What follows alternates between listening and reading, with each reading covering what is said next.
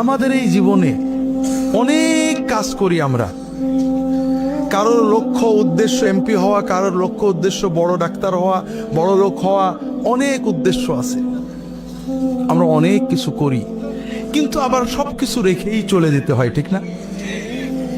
আর একটা জিনিস বোঝেন, দুনিয়াতে কেউ আপন হয় না। যে বউ আপন, 2 ঘন্টা আপন থাকেতে 4 ঘন্টা ঝগড়া করে, আসে না নাকি? যে ছেলে আপন, সে 2 ঘন্টা কথা শুনে তো 4 ঘন্টা কথা শুনে না, ঠিক না ঠিক? যে ভাই আপন, সে ভাই 2 ঘন্টা আপন আর 2 ঘন্টা পর। যে বাবা আপন, যে সবচেয়ে আপন মা আপন, সেও দেখা যাচ্ছে আরেক ভাইয়ের কথা শুনে পর হয়ে যায়, হয় না? হয় না হাজেরি? দুনিয়াতে কেউ 16 আনা আপন হয় না। আমাদের এই জীবনটা পরকে আপন করার, মানুষকে খুশি করার জন্য একটা সংগ্রাম। ছোটবেলায় বাবা মাকে খুশি করার চেষ্টা করেছি, পারিনি, কত মারছে, ঠিক না বেঠি? বড় হয়ে বান্ধবীদের বন্ধুদের খুশি করার চেষ্টা করছি, থাকেনি, ঠিক না বেঠি? বিয়ে করে বউকে স্বামীকে খুশি করার চেষ্টা করেছি, 16 আনা কখনোই হয়নি, ঠিক না বেঠি? কর্মক্ষেত্রে, জীবনে, সব জায়গায় আমরা 12 আনা ব্যর্থ, যদি 4 আনা সফল হইও, ঠিক না বেঠি?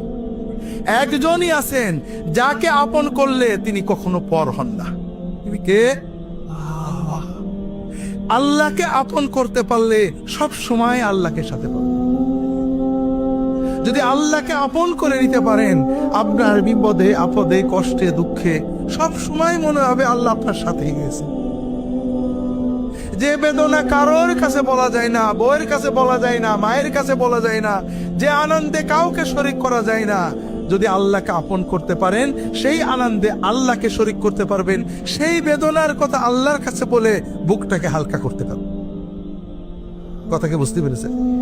কাজেই ভাইয়েরা, আসেন না সবাই নিয়ত করি যে এত সহজ কাজ আমরা নিয়ত করলাম, আল্লাহ আমার বাকি জীবন যতটুকু আছে, 1 দিন হোক আর 100 বছর হোক, আমি তোমার ওলি হওয়ার চেষ্টা করব।